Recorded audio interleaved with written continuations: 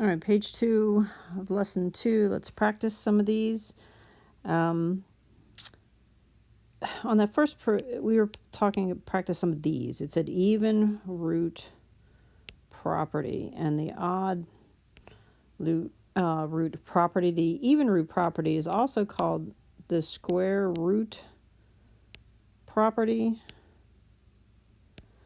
That's the more common name. If you're looking up another video on how to do the square root property, that's what you probably need to look up. The odd root property is what it is.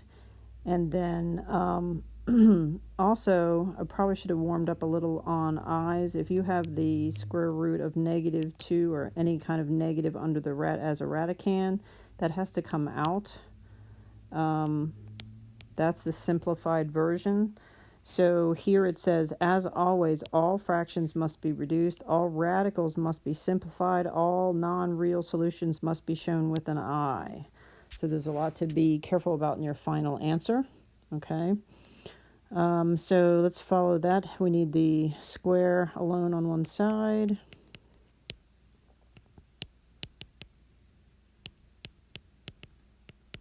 And then you're able to take the exponent of a 2, so that means we're square rooting both sides. That makes that the index is 2, so that leaves you with the root.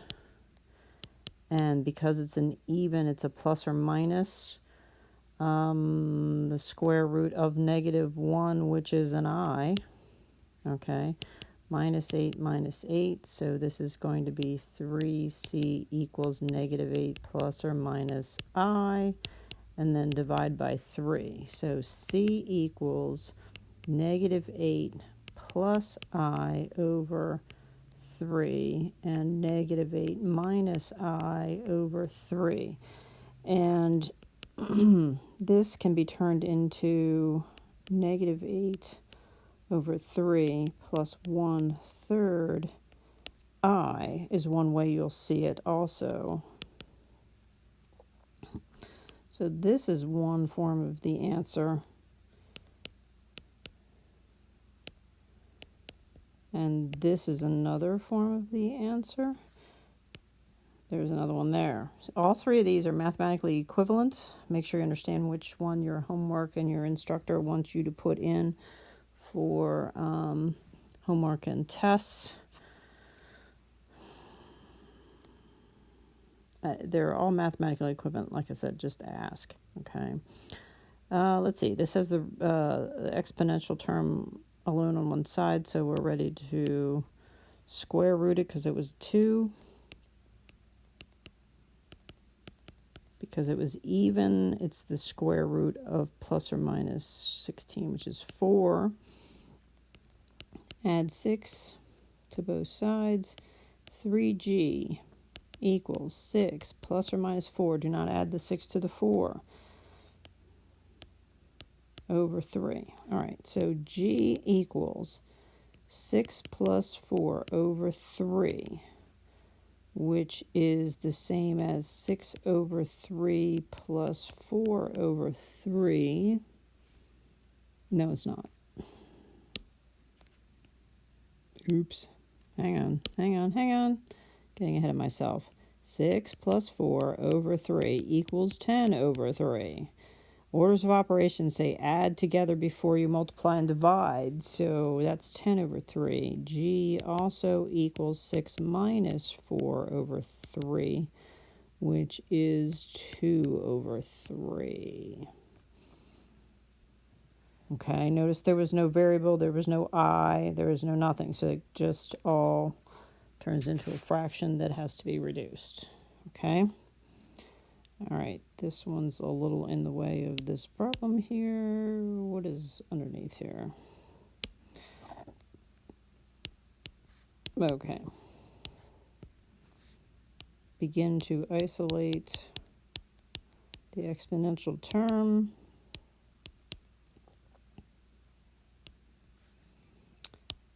Divide by 7. Completely isolate this term with the exponent. This is going to be a 49, which works out nicely. So when I root both sides, I'm going to get Let me see, let's try a different color. 5, sorry, here, jeez. 5x minus 7 equals plus or minus the square root of 49, which is 7, okay? Plus 7 plus 7, 5x equals 7 plus or minus 7 divided by 5. So x equals 7 plus 7 over 5 equals 14 over 5. And x equals 7 minus 7 over 5, which is 0. 14 over 5 and 0. All right, this one.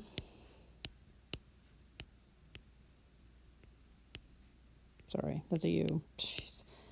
Squared equals 750 divided by 3. U minus 8 squared equals 750 divided by 3 is 250. Square root both sides, you get U minus 8 equals plus or minus 2 square root of 250. Now 250 is what, 25 and 10? And we need to move the 8 over. So squish it on the end here. Not a lot of room on here. U equals, there's a positive 8, plus or minus square root of 25, which is 5, square root of 10. So I believe in your homework, sometimes they talk about ABC, and they give you this little picture that says A, this is B, this is C. So they want their answers as A equals 8, B equals 5, and C equals 10. So be careful on the homework if they want some answers like that. Otherwise, it's plus 8 plus 5 square root of 10, comma 8 minus 5, square root of 10. Okay?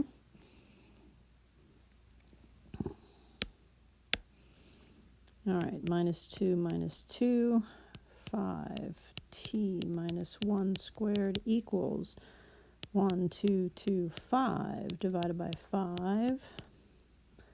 T minus 1 squared equals 245. Now this is where the instructions were saying don't FOIL this, don't write this twice. I think in our last section we had to write this twice and FOIL it together and do all that. We don't need to do all that. We want to solve by the square root property, which means go right to here, okay? And get the t minus 1 equals plus or minus the square root of 245. 245, if you take the 5 out, you get a 49. So this is going to be, and we need to add the 1 to both sides. So this is going to be t equals a positive 1 plus or minus 7 times the square root of 5. So 1 plus 7 times the square root of 5, comma 1 minus 7 square root of 5 for an answer there. This one goes right to the root. Do not see these and write this c plus 4 times c plus 4 and FOIL it. We're using the square root property for this instructions. So this is c plus 4 equals plus or minus the square root of 55. 55 has an 11 and a 5. So neither of those factors are perfect squares. So an easy one is going to be negative 4 plus square root of 55, comma, negative 4 minus. Watch where you're putting the pluses and the minuses, okay?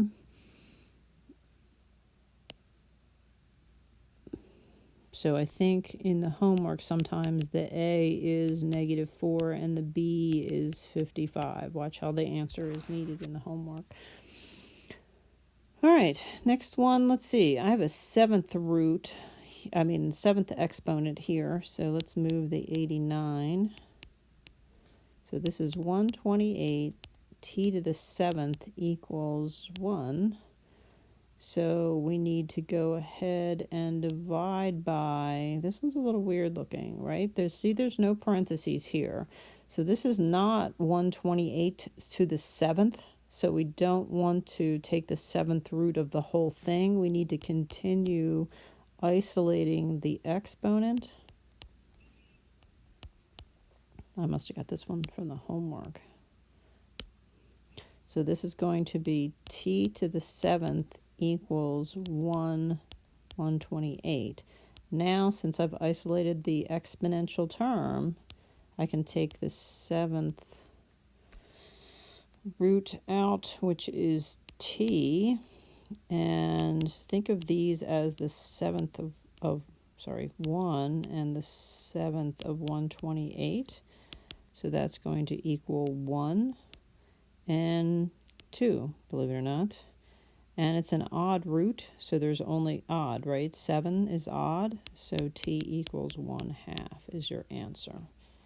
Right? Even roots, you have 2 answers. Odd roots, you have 1.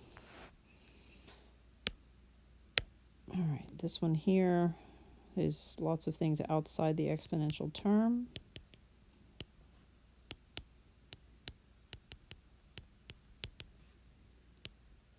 Equals 0, right?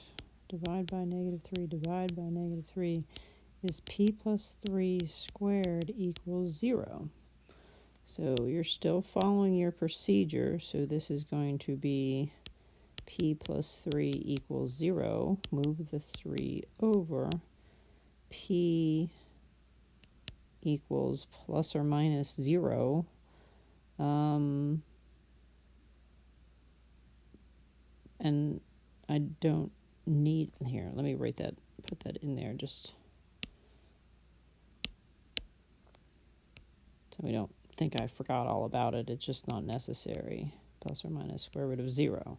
Right, move the 3 over and it's gone. So it's -3 plus or minus 0 if you just want a placeholder for a minute. So it's p. So that would be a weird case where you only have one answer because your radicand was 0. So that's okay. All right, 2 more. All right, remember how you handle your fractions. I probably should have done that on a warm-up. If you have something to a fractional or rational exponential, your exponent is a fraction, is where I'm trying to go with that, okay? A rational exponent is a fraction. All right, the index is the denominator. And the numerator is how many of them you have. So think of that as kind of up here, okay? So let's rewrite this for our first step. So the index is here. This was the radicand. And then the 5 is here, is really your exponent, okay? So it's the 5 that I want to care about first. So the odd root property says take the 5th root here to remove this 5. And whatever you do to one side, you have to do the other side. So this would be the 4th root, 5x minus 4, equals the 5th root of 32, which is 2. Okay, and because it's odd, it's just 2, not a plus or minus 2, right? It's not an even, it's an odd, it's a 5. All right, now we go back to the last chapter, the last lesson that said, raise these to the same power as the index, which gives your radicand back out, and whatever you do to one side, you do to the other side. So this is a 16, right? 2 times 2 times 2 times 2. And then you're ready to solve for x.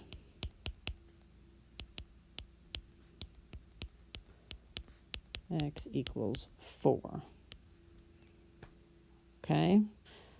Originally, it was a 5th root of something, so one answer for that. Okay? All right, so if you have an exponent that's rational, right, it's a fraction, the bottom number is the index. The denominator is the index of 5 in this case, and we have 2 of them, so it's squared. That's a translation of that fractional exponent, okay? Now we're ready to use the even root property and take the square root to remove this 2. We take the square root of that, we take the square root of that, and we're going to get 5 for x plus 1. And because this was a square root, it's going to be plus or minus 3. Okay? Then to solve this one, you need to take the fifth, or raise it to the fifth power to get the radicand alone. And whatever you're doing, you're kind of going over here and doing the same over there. I know this is weird. Just follow this one through the best you can. This is going to be this, and the fifth root of 3, think of it that way, is this. Okay, minus 1, 4x equals negative 1 plus 243 divided by 4. I know this is a tricky one. This is one I call a critical thinking one. All the things you've learned kind of thrown all together in a different way you haven't seen. So you need to be able to handle all the little rules as you go.